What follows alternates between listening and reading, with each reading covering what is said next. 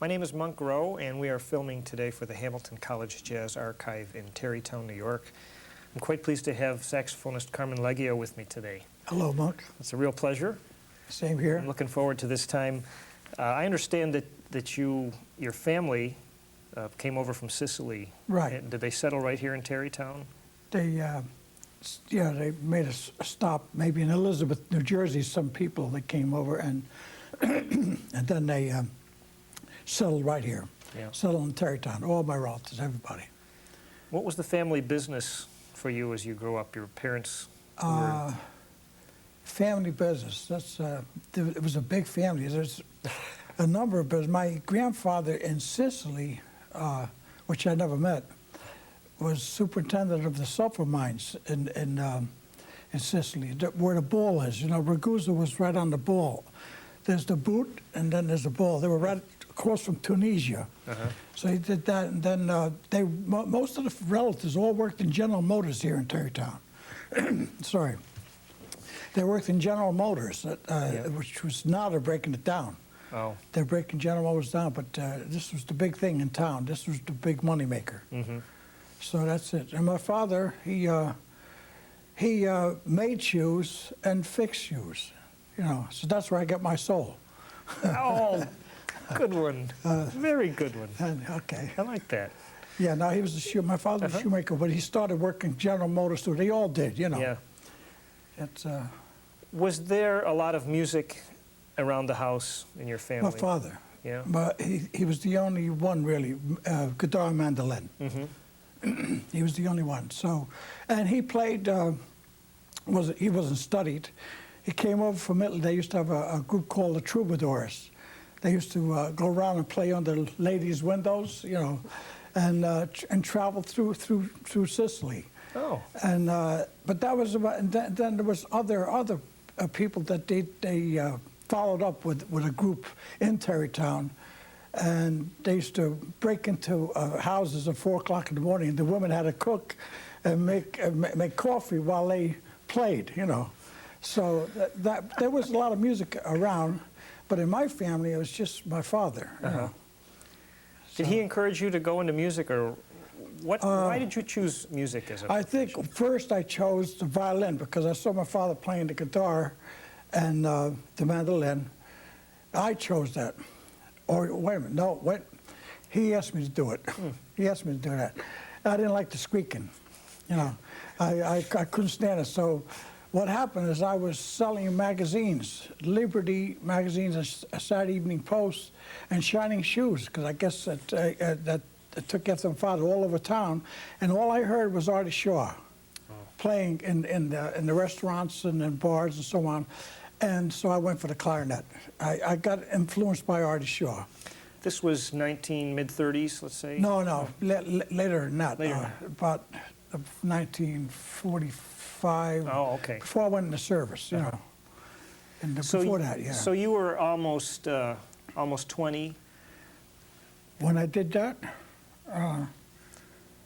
you mean when I was Shining Shoes? No, when you first heard Artie Shaw and got... Oh, I had to be, you heard it all over the streets. Yeah. Even if you were 2 years old, you heard it, you know.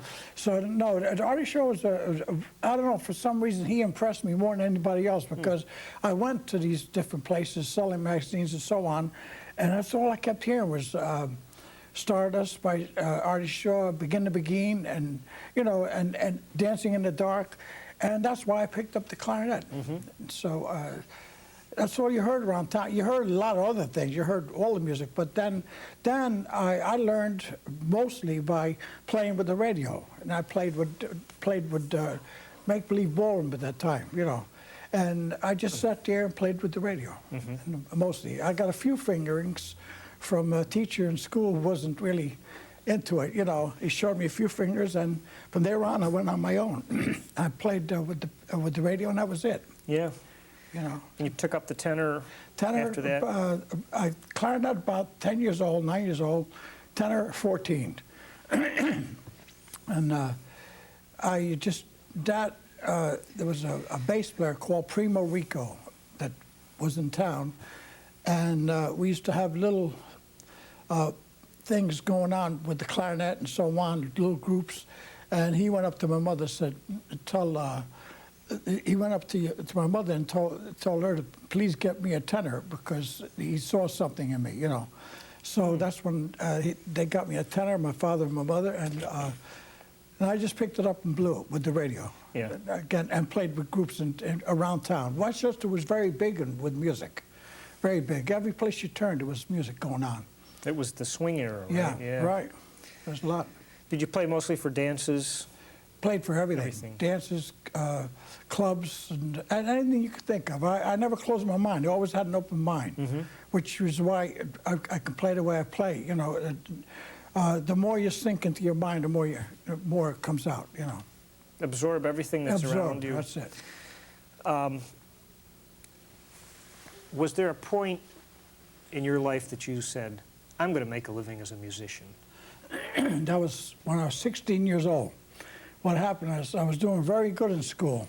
Excellent, you know, no problems. I was very good in mathematics. Mathematics has a lot to do with music, very closely associated. And I had 2 years to graduate. But I turned 16, I went down, and I quit school. My father didn't talk to me for a long time after that, you know. But I quit school because I knew then what I wanted to do. I knew it because I can tell by what I was playing and what I was hearing from people coming at me and the clubs I was playing that it was there. But I don't know how, but I knew it was there. So I stopped. Now, on my father's deathbed, which was about 6 or 7 years ago, he turns to me and says, "Okay, you were right," you know.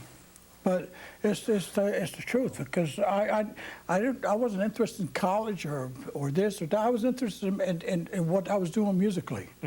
So that's it, and period. Oh. That's how it happened. Now, can you recall what the wage would have been for a fellow working at General Motors back then, and what you were making on a typical gig when you were still in your teens? It was never big money in jazz. Yeah. It was better money in weddings and club dates and so on like that. But as far as jazz, you know, it's funny, but the money is now, like if there's a lot of people playing jazz around here, you know, in different areas. And the money is almost the same as it was then, okay? Yeah. Jazz is the only one that never got a raise. That's the only way I can put it. But you can, and playing weddings and things like that, I've done it all, but it makes you sick. Oh. You know, it's got to be done, you know, to make a living. But yeah. I don't have to do it anymore. I'm picky and choosy now, you know. That's good. But there's been no raise in jazz. Yeah. You know. None at all. Yeah, there's not much money to be made in a little club. No, unless you get scene. a hit, like Stan Getz or whoever, or Benny Goodman. So, you know, if you get a hit, you're okay. Otherwise, jazz musicians struggle all their lives, practically. You know. Did you have a particular group of people in Tarrytown that you worked with steadily before the service? What happened, when I was first playing the clarinet before Primo Rico came, before Primo Rico asked my mother and father to get me a saxophone.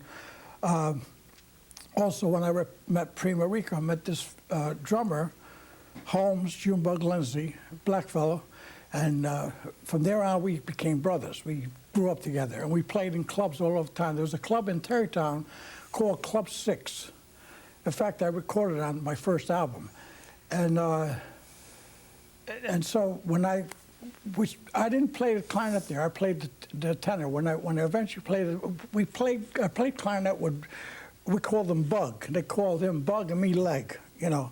And we played around. But then when I picked up the tenor, then we played this Club 6, and it was Primo, Junebug, and myself. And they used to come from all over to see us. That's when I realized that something was happening with me, you know. And so we used to play all over, you know, and there was a lot of musicians all over. We used to just intermingle with each other. But the money, again, the money was never good, but it was fun, you know. Right. It was fun. And then eventually I took that group to Washington, D.C., you know. I'll get it. Keter Betts. I was going to say, you played with Keter Betts. Yeah, I brought him to Washington with me. That's after I came out of the service. I'm jumping the gun a little bit. That's okay. In the service, were you able to use your music? Yeah. Yeah. Well, what happened is, you know, after I played around with Junebug and Primo, then I got drafted, and the war just ended. The war ended July 1945, and I just turned 18 around that time, September. I forgot what it was. No, before that, because I went into service 1946 and came out 1948. So the war ended. So I got drafted. I went and took basic training in Mississippi, Biloxi, Mississippi. And somebody had told me down there to write to Washington, D.C., the Bowling Field Air Force Band, give it a try, and see if I can get there, you know, because the war was over. And so I did. I can't remember exactly how it happened. And about 2 days before I was supposed to go to Japan after the war, my orders came through to go to Washington, D.C. And it was a big turning point, because there I played music. You know, I went into, that was where Glenn Miller had his, that was his base, you know. I forgot if he was a captain or what, I don't know what he was, but that was his, he's major or whatever he was. And I got there, and they put me in a concert band. And there was a little solo on, I was playing big tone then, you know, and there was a little solo in a waltz, and this, Glenn Miller was dead by then, you know, but this Major Howard, I had to take the solo, so I played it, and I had a big vibrato, big tone, you know, and the major stops the band, he says, "You, get out," you know. He said, "Until you learn the concert tone, how to play a concert tone, don't come back." So meanwhile, they gave me all kinds of duties. One was librarian. That's when I handled Glenn Miller's ex-book, you know, his book, and for the dance band and so on like that, and latrine duty and all that, anything you could think of. Finally, somehow they put me in the dance band. I can't remember how it was. And then things started turning around, and that's where I developed my concert tone, because concert tone has a lot to do with modern playing, modern smooth playing. You know, I don't know how to exactly explain that. But Well, until that point, you had been doing gigs where you were the only horn player for the most part, right? That's it. So you didn't have to worry about blending with the other That's it. guys Right. next It was to you. always a small group. We're always by myself. Right. And that's it. But that's where I developed the concert tone, and there is where there was a lot of musicians in town at Washington, D.C. at that time. The Swope Brothers, I don't know if you remember them, but they were the Woody Herman band. A lot of Woody Herman people were in town. John Early, you remember John Early? No. No, see, John was a great writer, and he was a great trumpet player. Bill Potts, have you heard of Bill Potts? Okay. Bill Potts called me up. I was in the service. He was living in Washington. And he says, "I have a gig in Harlem, uptown." At that time, the whites and blacks could not mix at all, you know. And that was 1947. And he said, "You want to come up, you know, and do it at night?" So I put on civilian clothes, and I was playing 6 nights a week as a civilian, and then going back to the base, which I don't know if it was legal or illegal, but I was doing it, you know. Yeah. And so it was with Bill Potts Quartet. And we were a white band playing in Harlem.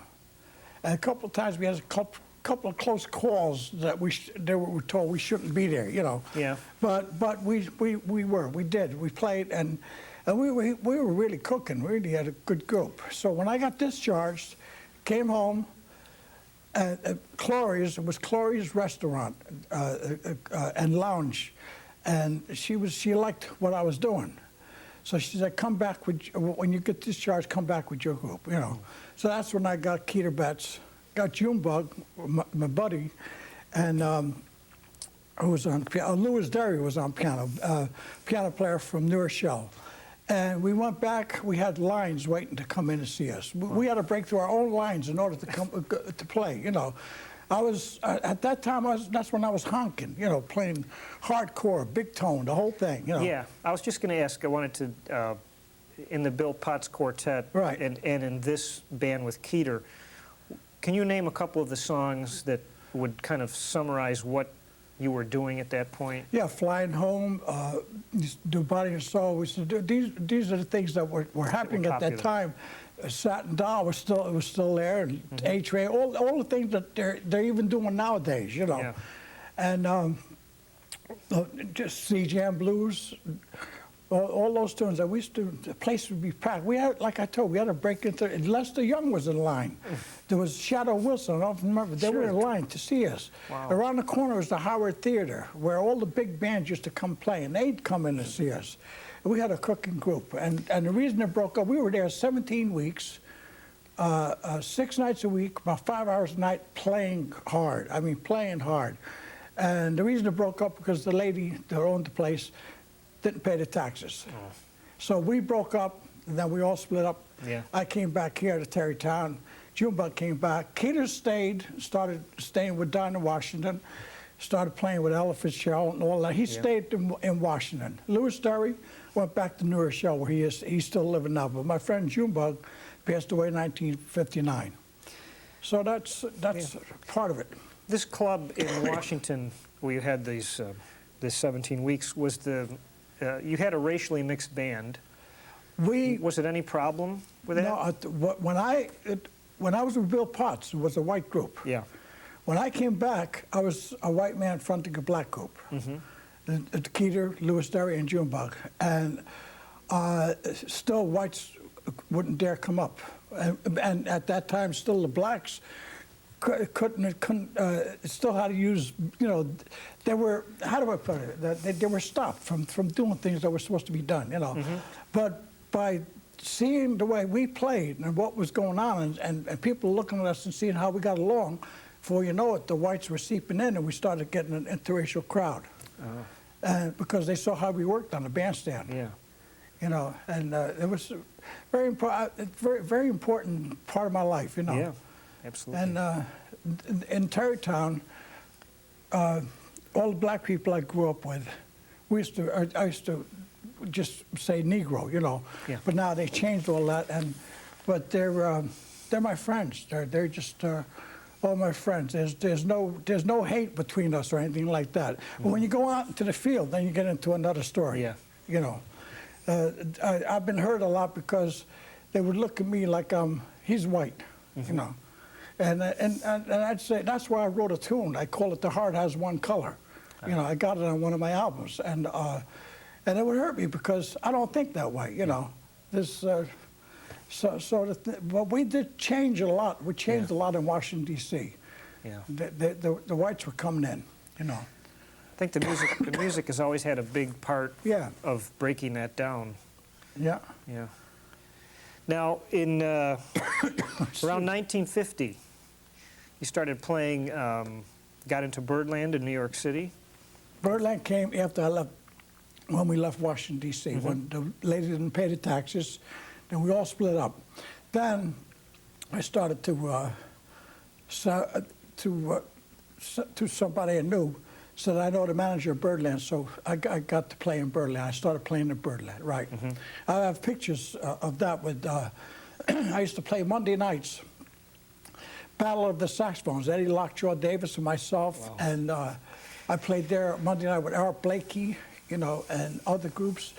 And then I did 2 weeks with Kay Winding Group. We did 2 whole weeks. I got pictures of that here, which I'll show you later, or when you want. In the group was Zoot Sims, myself, Joe Newman, Billy Taylor, Kay Winding was the leader, Don Lamont, Clyde Lombardi, and that was it. We were 2 weeks. It was just fantastic, you know. Thereon, then eventually I got to play there with Maynard. Because Maynard, we were the busiest of all, and Maynard and Miles Davis group. We were sharing the bandstand, hour each, you know. And that's when Miles Davis group was fresh. John Coltrane and everything. I caught them when they were fresh because we were sharing the bandstand, you know. And we had the most weeks there. I wanted to play something for you that you see if you recognize this.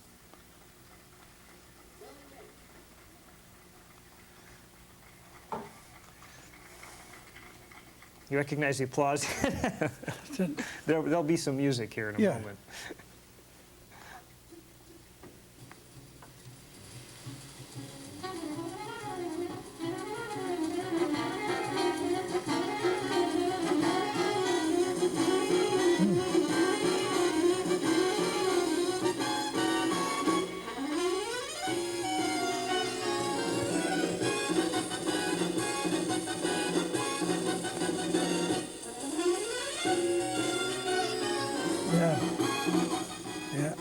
That was That's some chart, huh? the band, you know. Have you got the whole Mosaic collection? No. Of Maynard? Yeah. Yeah. And, I have this is it. They have from the beginning to the end. I was in the original band, and so they got the whole thing. 10 CDs come with this package. Wow. And I'm playing throughout it, through the whole thing. We were the original band. Jimmy Ford, Willie Maiden. Willie Maiden, yeah. And Bill Chase was on it, and so many people, you know. But There you are, right there. yeah, 1958. there's a picture there. We did a tour of the East Coast, and all the big coliseums, and on the bus was Dave Brubeck Quartet, Sonny Rollins Trio, the Four Freshmen, and the Maynard Ferguson Band, all the producers. And in the middle of the tour, we had a day off, and but somehow I caught my finger in the car door. And the picture's there. Somebody took a picture of me with that, you know, and I somehow, I forgot, I think it was this one, I played. Yeah. Everybody was helping me lift things up in the back of the bus and so on. I finished the tour playing this stuff with Maynard. Don't ask me how I did it, but I did it, you know. I completed, there was another 30 days to go, and I did it. So they have a picture of me. Somebody took a picture of that shot, you know. Yeah. Yeah. What was it like to be living on a musician's income at that time? Terrible. Was it okay? Yeah. Terrible. Yeah. You really never ate right. You always had to look for. I never ate right on the road. You know, I only ate right when I was with Gene Krupa for 3 years. 3 years we did locations, and the money was very good with Gene. Then I lived much better. But when you're on one-nighters or on a bus like a Woody Herman or cars with Maynard Ferguson and so on, and I'll tell you, when I was with Maynard, the payroll was $120 a week. Okay, 1959, $120 a week, and then if you only did 2 nights, you got paid pro rata. So you know, so you had to eat on that. You had to pay for your hotel. You had to, you know, so you literally were not in good shape with that kind of thing, with the road. It killed a lot of people. It hurt a lot of people, you know. Because you'd be playing in one place till late at night. Right. You'd probably be not staying in a very good joint or whatever. You eat on the run. It was hamburgers or a couple of eggs. I mean, anything that could be affordable to you, you know. But you can never really take care of yourself that good, you know. And that's why guys used to get out of hand a little bit, you know, and you know, just to forget about it. Right. Yeah. It was not one-nighters, big bands. It's not an easy life. Thad Jones, when I played with Thad Jones and Mel, it was much better. They paid okay, had a good buzz, and it was better. But when I was with Woody in 1964, we had a bus that had no heat in it, and we're going up to Detroit and Canada and so on, and the money. A lot of times we would ask for an advance on our pay, and you couldn't get that because the money wasn't coming in properly and so on. So you were starving. A lot of times you're really hungry all the time. You know, it was a hard life, a very hard life. I love the music, but I don't like the life. Yeah. You know. Yeah, you pay a real. Maynard, we traveled in cars with Maynard. We didn't have a bus with Maynard, and that was worse because you're traveling, especially with Maynard. We did a lot of work in Canada, the ice and storms, and you know, it was hard. It was hard. I guess they call it paying dues, huh? Oh, boy. But the only time I really enjoyed anything was with Gene Krupa for 3 years. It was a quartet. Stayed at a place 2 weeks, 3 weeks, 1 week. Got to know people. A lot of times you didn't even have to go out and eat. They'd invite you to home to eat. Yeah. So stayed at better hotels and so on, you know. Somewhere along the line, must have been fairly early, you said that you learned by listening to the radio and playing along with it. But when did you learn to read music? That came easy. It came very easy. When this teacher showed me a few fingers on the horn, on the clarinet, just a few, because even up to this day, I can't name the scales to you. I can play them, but I can't name them. Then he showed me a couple of things in the beginner's book, half notes or quarter notes and this and that. I was very good at mathematics in school. So mathematics was the real thing that helped me, where I just started counting. I never studied it. I never studied reading. If something said that's 2 beats or this is 1.5 beats or that, I just counted each note for what it was. I didn't look ahead. I just counted each note as it went. So therefore, I was able to play lead tenor with Woody Herman Band. I played lead alto for 10 days with Buddy Rich. I played hard music, whatever. Thad Jones music was the hardest, but just mathematics, counting. I just counted. I never studied it though, because I could never sit in a room and study. I learned and played either on the bandstand or when I was a kid through the radio, by playing with the radio. Yeah. You know. We're talking about scales and that kind of music theory. When you go to improvise on a tune like Body and Soul, Right. are you thinking, is it possible for you to describe what you're thinking as you hit each chord change? Or is it mostly just I don't know your chords. ear? Okay, so I'll your tell you how ear I do it. is telling you where to go. I'll tell you how I do it. What happened, I grew up with the melody. That's why when I played with the radio, if I heard melodies, I just started playing around their melodies, you know. So I grew up, I started playing, actually it happened in a marching band when I was a kid. When I was playing in the marching band in North Tarrytown, and we had to play marches, and I was playing in the marching band, and what happened as a fellow trumpet player and myself, while the marches are going on, we're playing in between the melody, in between the melody, and improvising in between the melody. So I started off improvising by knowing what the melody was, which is the most important thing, and improvising in between. And before you know it, you take the melody and you put it on the side, but it's still in your head, then you're improvising all the way. And this is what I did. I've grown up with the melody. As long as I know what key I'm in, I can play in any key. I'm never worried about keys because I go for the melody. The melody is what's important to me, so I'm known to be able to play in any key and not think about it, you know. And so even up to this day, I don't know chords. When I had to read them in the big bands, there would be chords written out. I would take the first note, the first chord of each bar, and make alternate melodies. The first note of one bar to the first note of the second bar, and so on. And then make an alternate melody. And I was more melodic than guys that were reading the chords, because I can't read chords. You know. So it served you pretty well, actually.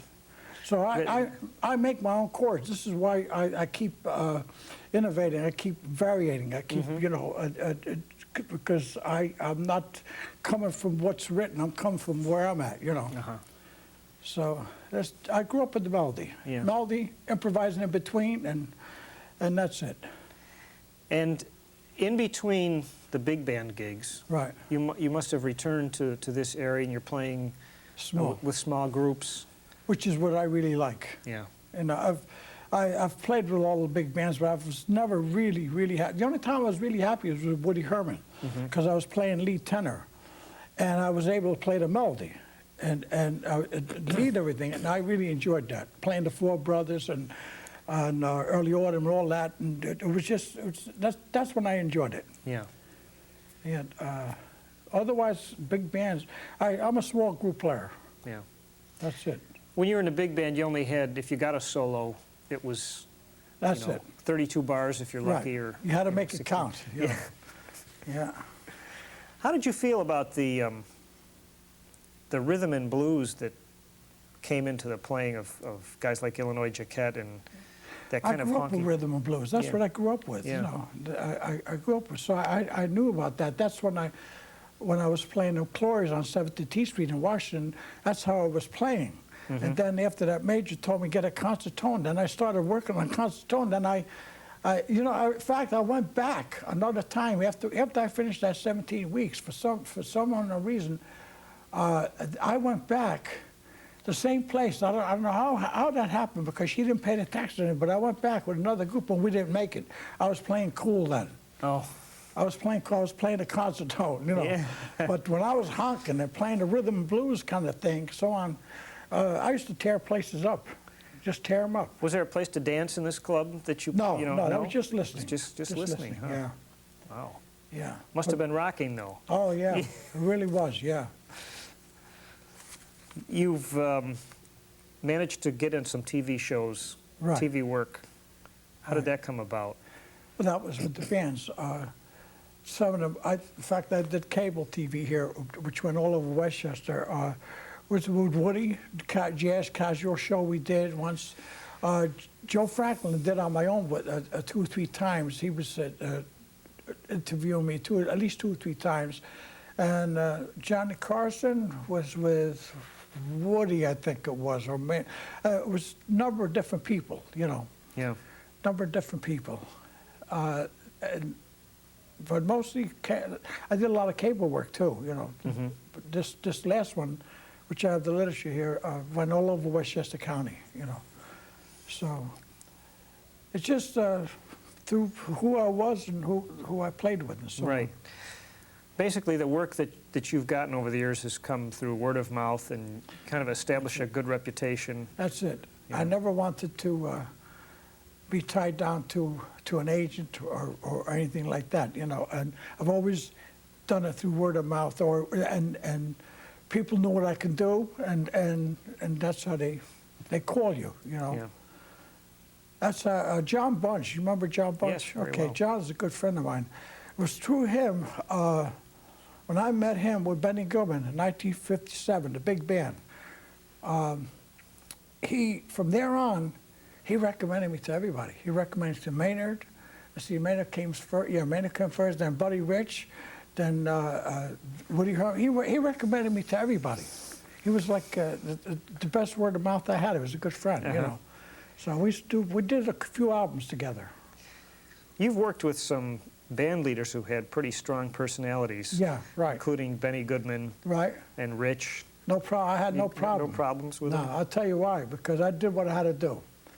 I did what I did. If I never got wasted on a bandstand or anything like that. And Buddy Rich, I liked him very much because if he had something to say to you, he'll say it to your face, you know. But what it was with him is he wanted you to be up on the bandstand before him. And then he wants to walk up, you know. Yeah. And he wanted you to be dressed properly. He didn't want you to drink when you were playing, because he just was like a perfectionist. And if you did anything out of the way, then he would jump on you. So I always did what I had to do, and I never had any problem. Benny Goodman the same way. The people had the problems with Benny were mostly the drummers or the piano players for some unknown reason. He always picked on them because I was on Benny Goodman's octet once, and you remember Ronnie Bedford, drummer? Okay, on the octet was Warren Vichet, Herbie Green, Bucky Pizzarelli, and Hank Jones, Slam Stewart, and Benny. In these 3 concerts that we did, was just picking on the drummer all the time, you know. That's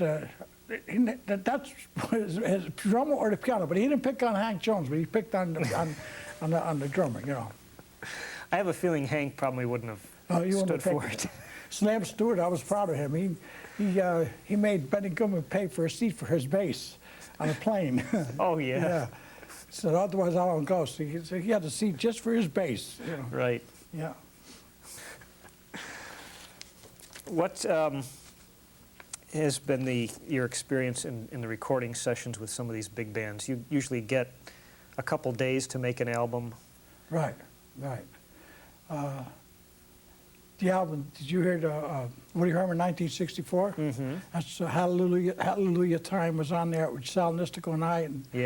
And that was really good. We recorded that the same day that President Kennedy was shot. We were walking towards the studio, and we heard that he got shot. And when we got into the studio, we heard he was dead. And the band was very, very soulful. We did that date in 2 days. 2 days, but that one day was especially soulful, you know. Mm-hmm. And Maynard Ferguson, his dates were usually average a couple of days. Yeah. To do them, you know, and rehearsing ahead of time. Yeah. Naturally. But see, the band, when I recorded with Maynard or recorded with Woody or whatever, the things we recorded, we were already blowing on the road. Ah, So it was straight, you know, Right. it didn't take too much time. You know, Sal Nistico was an amazing Yeah. saxophonist. yeah, that's right. Died young. Yeah. He's a good person. Yeah. Just, he wasted himself, that's all, Mm. you know. But him and I, we were so full that day. Mm-hmm. And that was played, Les Davis used to play that on his, as a theme song, Hallelujah Time. And but that was a good album. Who were some of your favorite arrangers through the different bands that you'd like to see their charts coming? Nat Pierce was one. Lou Willie Maiden wrote beautiful. Bill Holman was a great writer. Mm-hmm. And he did a lot for Woody. I don't know if you heard the one After You're Gone on that album. That was a hard one to play. So quite a few. Oh, Don Sebescu was a very good writer on the Maynard band. Yeah.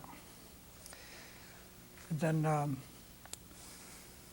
Slide Hampton did a lot of excellent writing for yeah. Maynard. You know. So there was quite a few of them. Mm-hmm. What's been the stretch of years for you where you felt were the most difficult as far as making a living in music? And was there a stretch of years that were the best? The stretch of years that were the best was Gene Cooper for 3 years. Yeah. I made good money. It was good. Felt good. We treated good, the whole thing. Now, who was in that particular quartet? Gene and you? It was Gene, and I took Charlie Ventura's place because he had an ulcer operation. So I took his place and stayed with him 3 years. Then there was a change of piano players. Dave McGenna, John Bunch, Dill Jones, Dick Wellstud, and change of bass players was Eddie DeHaas. Who else? Somebody else. Of Benny Moten, not the old Benny Moten. Oh. This Benny Moten came from Tarrytown, my hometown. I'll be darned. I met him at the Metropole. I heard about him. See, he was the first to leave. We're the only two that left Tarrytown and made a name for ourselves. So he was older than me, and he was the first to leave. I finally met him at the Metropole in New York, playing with Henry Red Allen. And then, before you know it, we're playing with Gene, the four of us. And so, not too many changes in bass players, but the piano players, there was a lot of changes, you know. And Gene had made his reputation, obviously, with Goodman, and then Right, with his own big band. Right. Was it economics that caused him to work with a quartet, or was it just easier? That I can't answer. I don't Yeah. know, because I don't know what happened in that stretch. Yeah. And I don't really know what happened then. Right. But we stayed busy with Gene. We stayed busy with the quartet. In fact, the last engagement I had with Gene, I went to his house and he opened up his closet. We had to go to Las Vegas, and they were contracting a big band around us, around the quartet. Oh. With a lot of Vegas musicians. So we went into his closet, 10 Ritchie Drive in Yonkers. Now they call it Gene Cooper Drive. They changed the name. And he pulled out all his big band arrangements, Let Me Off Uptown and Lover and all these things. And then we sorted them all out, put them in order, and went to Vegas, and they contracted the big band around us. But to have a band on the road is hard. It was just too hard to pay. It was you're always struggling, you know. Benny Goodman, he wasn't on the road. Once in a while, he'll take a band and go out. Then you get paid properly, so on. But if you're steady on the band like Woody or this or that, you can't make any money. It's no good. So you can't hold a big band together. Right. You can't, you know. So that was the last. That's the only time I played with Gene with a big band one. It was just before I left him in Vegas, you know. And that was it. I can't imagine what some of those fellas, like in the Basie band and so forth, They live did on that the for road. so many years. Yeah, they live on the road. Now, like for instance, like the Glenn Miller band, people like that, they are living by the estate. So the band stays busy all the time. Ah. So they're probably making good money, but they have to stay on the road. Yeah. They have to stay on the road, you know. So it's. But the original bands, I was out in West Coast with Woody Herman, Basin Street West, right? Did 2 weeks there, and when it came time to the engagement was over with, the owners left, it disappeared, and so Woody, we had to wait to get paid maybe about 7, 8 months later. Oof. You know, that's the kind of thing. They just disappeared. That's nasty. But the Glenn Miller Band has no trouble because they're going by the estate. You know? Yeah, right. I don't know. The Basie bands out there, I guess they're doing good. You know, I don't know. I don't know too much about that. Tell me about how the association with Thad Jones and Mel Lewis came about. I liked it very much. They were good people. It was the hardest music I've ever played in my life because if you think it's going here, it's not. It's going to go here and there. You know, you can't have a drink when you're playing with that band because it's hard, really hard music, harder than Maynard's. Harder than Maynard's. Maynard's sort of straight ahead in its own way, but not Thad Jones music. You know, but they were good people. They were good. Mel did an album with me. It's called Aerial View. I don't know if you've ever heard that. It's one of my favorites. And at that time, when I was with Thad and Mel, the whole rhythm section, Mel, Harold Danko, Ray Drummond, and I had a trumpet player, we did an album. It was a good album, you know. So they were good people. They were gracious, you know, Thad and Mel. And it was good buses, didn't fool around with the money, and everything was good. Yeah. Did you still have the steady Monday night thing at the Vanguard, or was that? Yeah, they're still there. I just saw John Mosca took it over now. And I just saw them about a month ago, because I haven't been in the city for a long time. I went down because I knew he was there, and they just went to Tunisia, of all places, where my, you know, Tunisia and someplace else, I forgot where it was. But they're still there on Monday nights. Yeah. Did you have the chance to travel overseas? No, I always turned it down. Yeah? I didn't want to go with the big bands. I didn't want to be, see, I'm a small group player. Yeah. You know, if I had an opportunity, well, like with South America, I went with Gene Krupa with a small group. That's different. But with big bands, you're squashed. You're subdued. You can't really open up or blow. And I was really never happy with that. I've done it, but so I turned down Woody, Dad, everybody, Benny. They all went to Europe. I'm probably the only jazz artist that hasn't been to Europe. But I've been to South America with Gene Krupa. Yeah. You know. Well, after a time in the big bands, it must have been a real pleasure to find yourself back with a quartet and do what you were doing That's the how best. I grew up, yeah. Yeah. Yeah. That's what I've been doing recently, you know. Did the popularity of rock and roll, starting in the late 50s, did that affect your business at all? Yeah, well, I'll explain that as shortly as I can. 1950, around the Benny Goodman time or something like that, or maybe just before that, because that's how the word of mouth came for me to go with Benny. Around 1955, where I was playing at the Metropole, with all the old-time swingers were winding down, like Henry Red Allen, Charlie Savers, and all these people, George Welling, all the big names were winding down, and they would play at the Metropole, you know. And I was playing there with a trio, Marty and Napoleon's trio. Marty, myself, and a guy by the name of Gary Chester on drums. Tony Frianti had the other trio, and he died now, but it was the client of George Wetling was with him, and he had different piano players. So we were sharing the bandstand, hour each, you know, and we were there a long time, every afternoon. Then at night, I was either playing with Sal Yagert or playing with other groups there, and so on. And what happened is Chubby Checker came out with the Twist, 1961. Okay, because the Metropole was jumping. I mean, it was packed, and it was jazz and the whole thing. I was playing there with G. Krupa. I even did a thing there with Buddy Rich. He was playing upstairs in a small quartet before we went to New Orleans. And so the old man, Harriman, he was the owner of the Metropole, decided to make a switch. So Gene Krupa was the busiest man at the Metropole. He had the most engagements there, just like Maynard had the most engagements in Birdland, you know, and Miles did. So the old man decided to bring in some go-go girls and rock because of the Twist, because of Chubby Checker. Yeah. And so actually, it started to turn. We were, instead of sharing the bandstand with Tony Parenti, we were sharing the bandstand with a rock band and go-go girls, you know. And that also happened with Gene Krupa, because then later on when I came back, I was still with Gene 63 to 66. And in that period there, Gene was about the only one left playing the Metropole, because he was the most biggest draw, you know. And so 1961, yeah, that's about right.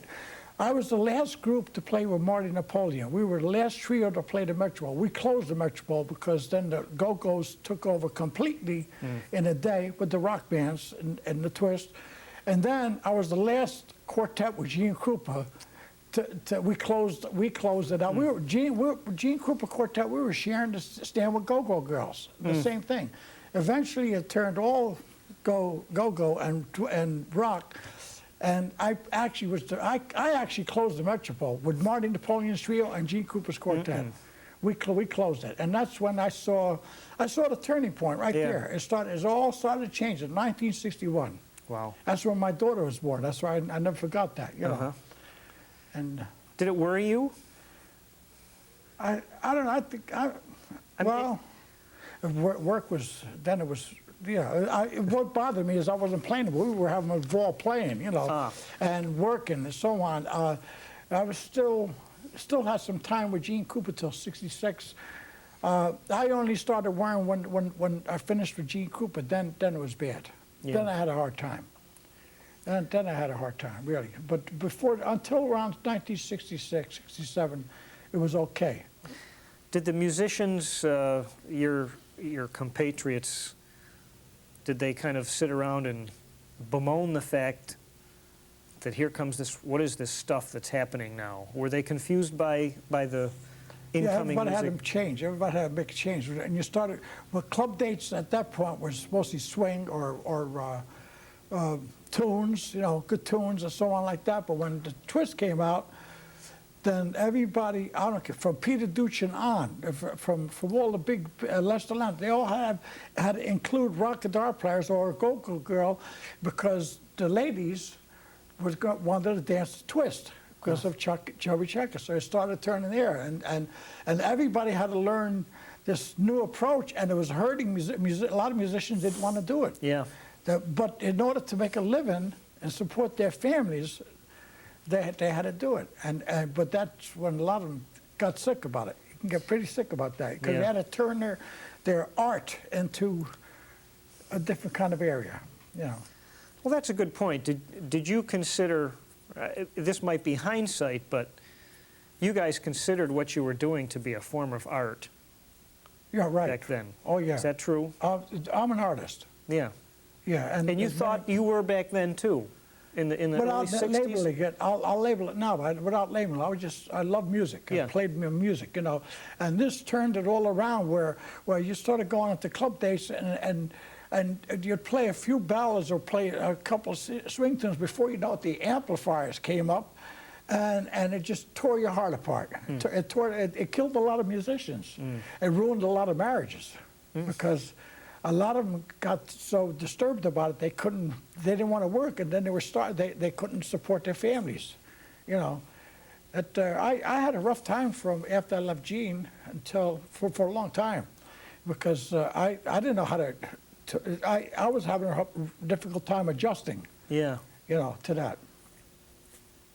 It's curious because sometimes those things repeat themselves. You know, like in the last 10 years, you've had a couple different dance crazes. You know, you had the Macarena and the electric slide. Right. And musicians who thought that they had a handle on things, all of a sudden now there's something new that they have to learn. Now musicians are really in trouble at this point. I mean, to make a living, you know. Me, I'm being picky and choosy. I'm playing the way I want to play, or I don't play at all. That's where I'm at this point. But right now, the disc jockeys took over. You go to a wedding, you'll see a disc jockey, all kinds of equipment and so on. Even senior citizens, if musicians can make a living maybe playing for senior citizens, and they want line dancing and all that. And so there's so much going on that it has nothing to do with art. art is all over with. It just is. It's very rare that you're going to see it. Like when we go down, you can see John Moscow with the Thad Jones Band, but very rare, very rare. As far as the business, making a living, forget it. I think it's the worst low. It's the worst low right now. If you had, if you had a son who quit school at 16, Yeah. to become a musician, would you feel like your father did? I'd kill him right now. No, I would put a stop to it. Yeah, because right now I see little kids going to school and carrying their horns. My tendency is to say, please don't. You know. But I won't do that. You know. Or keep it as a hobby. Yeah, keep it whatever. Yeah, because there's no security in the business. You know. See, I lost my wife and I lost a lot of people and so on. So I'm alone now, and that's my security. I could pick and choose. Yeah. But if I had to make a living and support a family, at this time, forget it. Yeah. Not as a musician. No way. Right. There were times after the Gene Krupa thing where I had a rough time. I was doing some chauffeur work. I was because when I quit school at 16, I had to go to college. So if I ever had to work in between, it had to be menial work. Right. Like parking cars or chauffeur work or someone like that. You know. Yeah. But well, you're not alone in that. I know a lot of fellows have had to. I like cars, during the and that's why hard I chose chauffeuring. You know. But you couldn't support a family right now on the music business. I know quite a few people right now that are struggling. Good musicians that are struggling. Did your father? You said he didn't really say until he was on his deathbed that you know, you made the decision. But did he ever come out and hear you play over the years? Near the end. And then, yeah, near the end. He saw, I did a couple of concerts in the library and so on, and he saw it, you know. And but my mother was really my greatest supporter. She was the one. But my father, he was mad at me all this time until his deathbed, which was amazing, you know. Wow. Yeah. And he continued to. You said he worked at not General Motors. Is that what he did? And then he. Then he went into his own business. He had his own shoe repair shop and made shoes, you know. In Italy, they used to make shoes and not only fix them, you know. Did he ever get into jazz music himself? No. Just no. No. It was just opera. His thing was opera. Yeah. Yeah. How about the recording scene in New York City? There was some very busy years. I wasn't in it because I didn't double. I didn't double on flute. I didn't double on. The people that made a good, excellent living in that are people that double on their instruments. You know, I have a friend of mine now. His name is Rick Santalanza, and he plays the show Chicago in the city. It's got it's like a whole little forest. The whole works right there, you know. And me, I was never a studier. That's my problem. I grew up playing off the street, you know, and I could never sit in a room and study a flute or study or this and that. I don't know how to explain it. I'm not a studier, you know. But I've learned by just on the bandstand or by listening, by hearing, you know. I've had good ears. I've been lucky with that. Yeah. I've been pretty lucky with that. Let me play a little selection for you here. And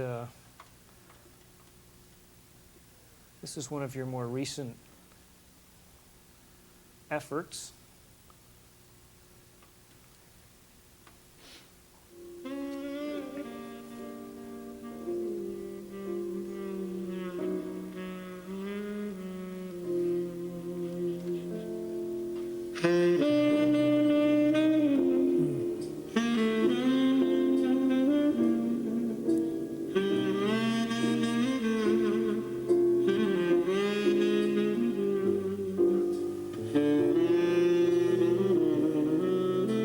That's some good late night music right there. Yeah. That's doing very well too, which proves the melody sells. The melody sells. Yeah, melody sells. It's doing very big in Germany, and mail order for this company and England. They're going to move it into Italy now too. Wow. Just no, they would just play the melody very, very easy. You know. Got nice backup too. Yeah. Some nice musicians behind you there. Yeah, Link Milliman. Have you heard of him? Yes, as a matter of fact, he went to the college I went to for a Oh, while. okay. He's on the bass. Yeah. Oh, he plays beautiful. Yeah. And Ed Shaniffy is the owner of the company, but he played. He did all the doctoring up of it, you know, Yeah. and, some additions to it, you know. Right. They do that after the fact. Yeah. You record as a quartet. Right. And Then he did surgery. yes. Yeah, like on in the wee small hours of the morning, if you heard that, he put a town clock to that. Oh. In the beginning, if you heard the introduction, you Yeah. know, which was nice because when I was a kid and we'd come home, we had in Tarrytown they had a town clock, you know, and come home 4 in the morning like this, you know, and it would ring. So when he did that, it made me very happy, you know. Yeah. I was curious. You mentioned that it's doing well overseas. Yeah. You Here know. too. They got a big mail order company. Yeah. Maybe you should consider going overseas and Well, supporting the I would CD. now. No, I would now. Yeah. No, I would. You know, because I'm clear. Right. I could do what I want to do. Right. But I don't want to go with. I wouldn't go with a big band. Though, Yeah. You know. Yeah. Now, some people have been asking me about it, so, you know. You've had some great associations over the year. People that have played with you, Jake Hanna, Yeah. quite a character. Oh yeah, yeah. We were on, did a few albums together. And he was on the album for Woody Herman, 1964. Yeah. Yeah. Yeah. One of my favorite drummers. Yep. Yeah, 'cause he just sat back there and just swung, you know. He just swung. Yeah. Are you able to tell a drummer, or if there's somebody in your band who's not swinging, Oh yeah, that's. can you tell them? How do you tell What them do to you mean, swing? tell them? Verbally, you mean just? Yeah. Is it possible? No, I could never do that. I couldn't do it. I just would go on to find somebody else. You Yeah. know? But I can never. I don't want to hurt anybody's feelings. Right. You know. No, I don't like to do that. You know. But I know who's who. You know.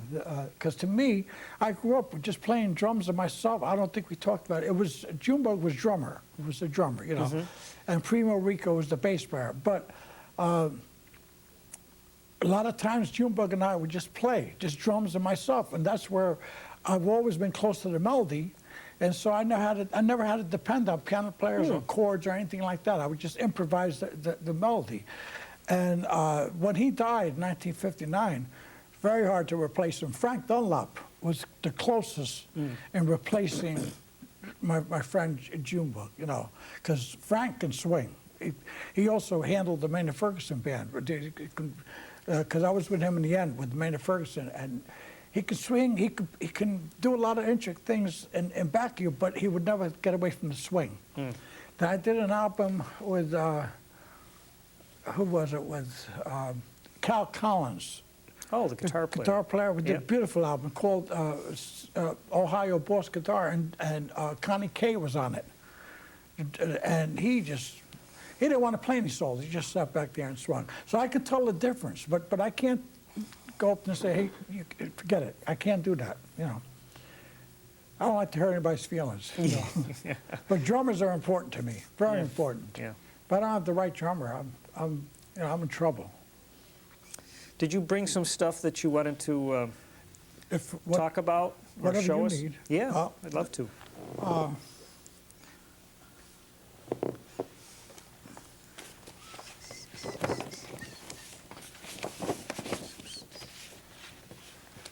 Here's Frank Dunlop. I played with my own group at the Overseas Press Club in New York, and Frank Dunlop was on that. We'll take another shot of this when we're done, too. That was the Overseas Press Club. Yeah.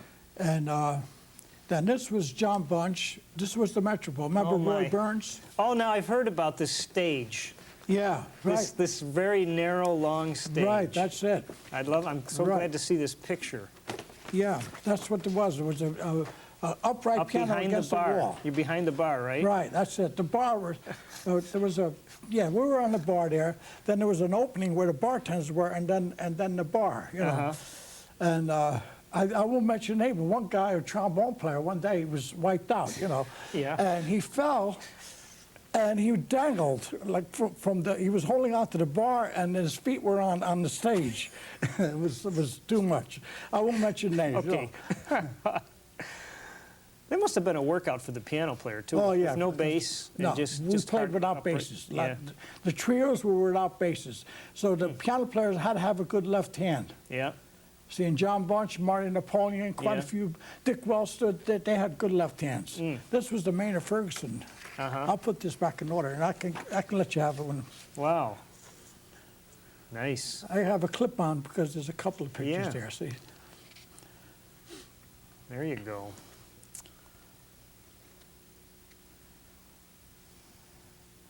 Yeah, it was 1959, 60s. Maynard's still out there playing too. He's still out there. Yeah, He came he's to my got a small hometown. See, group. that's the, I have see. clippings of Uh-huh. that was Birdland. Oh, there's Willie Maiden, This, right? Yeah, this was Newport Festival, I think. This one up here, Uh-huh. and that was Birdland. My, how'd you fit that band in there? Wow. Oh, it's the same with the Same with- Vanguard. Yeah. How do you fit a band there? It's unbelievable. Wow. Neat. Now here's Buddy Rich. Just finally pulling these out. That's when I did a. Were you on lead alto there? Pardon me? Are you on lead alto? Yeah, playing lead on. Yeah, Well, right. this here, Buddy Rich, this was in New Orleans. Uh-huh. That was a quintet. Willie Dennis, John Bunch, Nobby Toad on bass. This here, I'm playing lead alto with the big band for about 10 days. And then we did the opening of the Kennedy Center for the Performing Arts right underneath there. And I was featured with Bill Watrous, both of us, Oh, wow. with the Buddy Rich Band and so on. Uh-huh. Milt Yeah, we Hinton. did the grand Again, opening solo there. spots, yeah. Wow. I just pulled out a few choice things for you, see? Yeah, that's great. And here's the Benny Goodman thing with Bucky Pizzarelli and myself.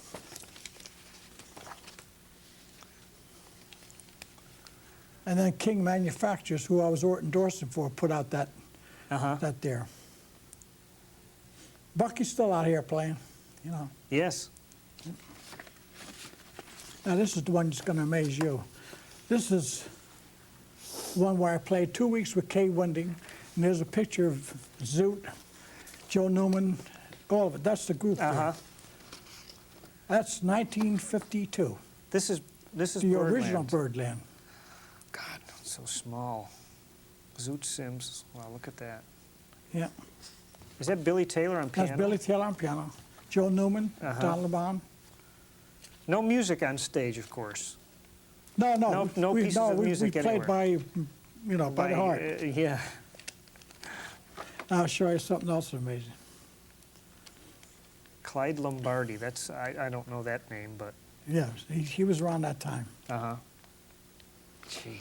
Now this is the Gene Krupa Quartet, and then Doc Severinsen before he was famous. The Oh, quartet's Sal on the- Nestico. Right. Yeah. And I played with Mel Torme, and Doc Severinsen on the bottom there before he was famous. Yeah. Oh yeah. So we played together in a group with Marty Napoleon. Yeah. And on the other side was the Gene Krupa Quartet before 1965, on the other side. Okay. That's 1965. Uh-huh. We're finished, just a couple. That's great. That's nice.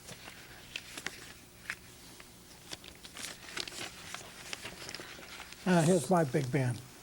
I have a new sound, the baritone saxophone front line, which I'm doing a concert. I have that here. I'll show it. Wow. I'll give it to you. Uh-huh. I can give you that. I have, instead of the traditional 2 altos, 2 tenors, baritone, I have 3 baritones, and I'm playing either lead alto or lead tenor on top of Wow. it. Wow, that must be a big meaty sound. Huh? Yeah, it is. I It's bet. different, and I'm doing that November 14th here at Westchester Conservatory. I'll give you that literature. Wow. Neat. In fact, we're going to try to record it that night, too. Now, the last one is I played with the Al Cohen band. Al Cohen had a big band. Oh my. Is that Jerome Richardson? No. I don't know. No. Charlie Falks. Right. Yeah, remember him, Charlie? Gee, yeah. And Ronnie Zito. Ronnie's here. Ronnie's now playing in Chicago. Yeah, Ronnie's from Utica, right near us. He is, yeah? Yeah. I'll The see Zito him brothers. Wednesday. I'm doing a big band in the city. Uh-huh. And he plays with it. All right. Great stuff. And the last one is, this was my own group of Birdland on a Monday night, and I had Joe Puma. Remember Joe Puma? He's on. That's the group then. All in order.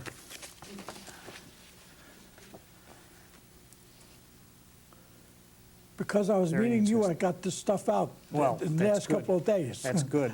Otherwise, it's been like, you know. I think that I'm really interested to see this picture of Birdland like that. Yeah. It puts it in perspective because there's a famous picture of the, Right. the Basie Orchestra in there. Oh, yeah? You know, and Yeah.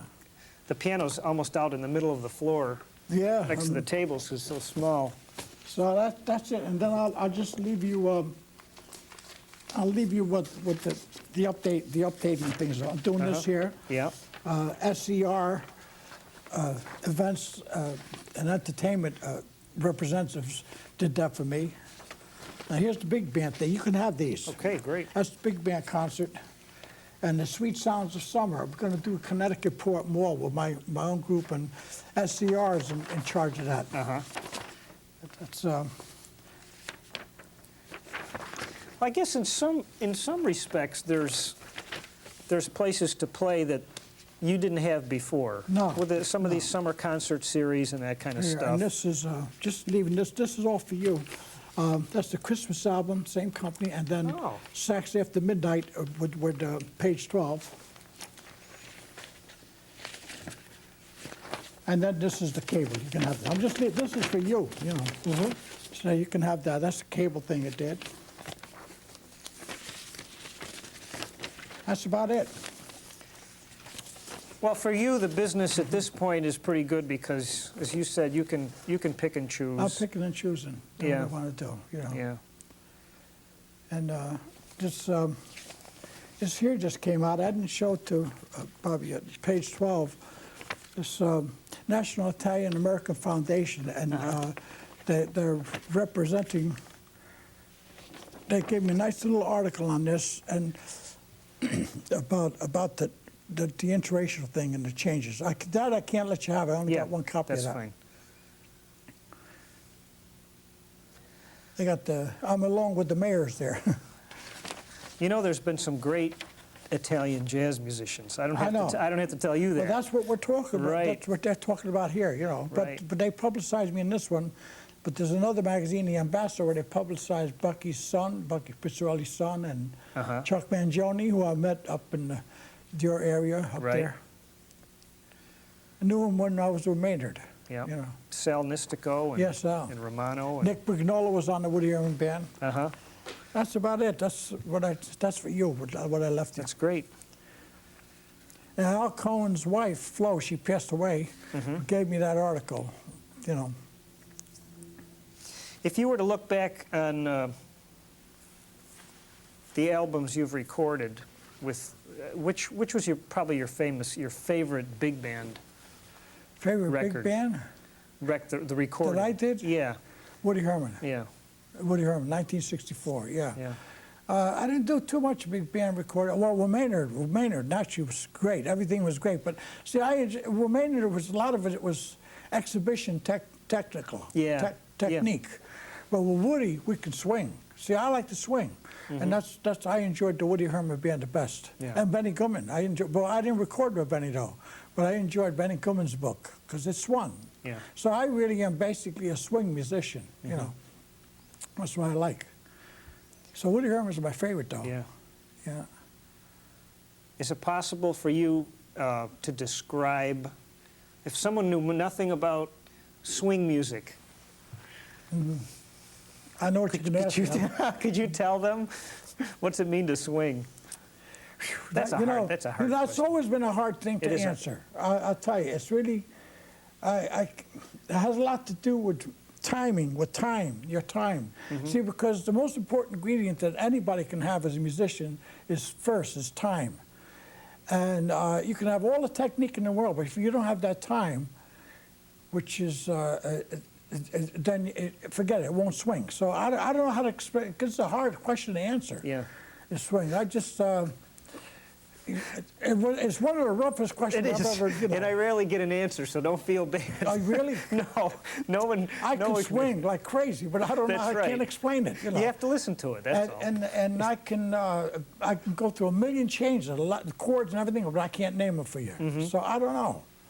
Well, you certainly have it innate in you, right inside. Swinging. I don't. You threw me now. Okay. You threw me. That's a hard one to answer. When you're home by yourself and you're listening, what do you like to listen to? If you go to your, what do you pick out? I'll tell you, again, I can never sit down and listen to my music in the house. My albums, and I don't get. I have the whole 10 CD package of Maynard Ferguson, and I don't put it on.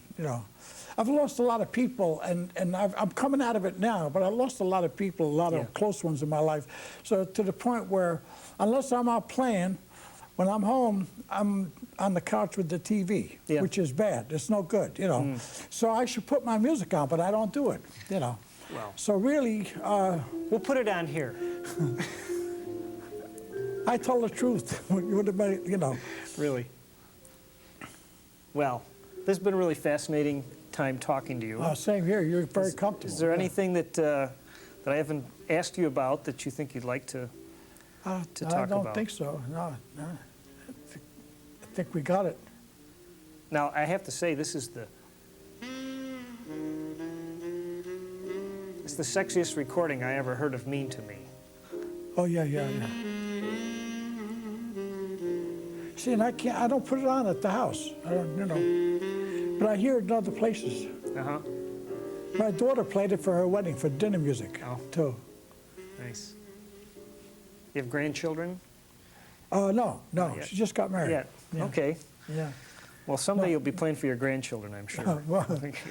Yeah, no, this really came beautiful, this record, I'm recording a new album now with the same company, Good Music Record Company. And what we're doing is just piano and myself, and then he's going to add a bass to it and so on like that. But, and maybe he'll add the drums, but we're coming at it from the piano and saxophone. I've done a lot of work in my life, different times with just piano and myself, and just playing tunes, playing tunes. And that's what's so important for jazz, for music, for improvising, is to soak in all the tunes you can soak in. Don't close your mind, absorb everything. And so now, that experience is going to help me in this new recording I'm doing, because it's just piano and myself. Yeah. If he wants to, he'll probably doctor it up with maybe putting a bass to it or drums or what, overdubbing it. And, but it's coming at it from that way. All right. So that's what I'm doing now, and a few other things, but I'll keep you informed. All right. Well, keep it up. It's been a real pleasure. No, thank you very much. Okay. Thank you.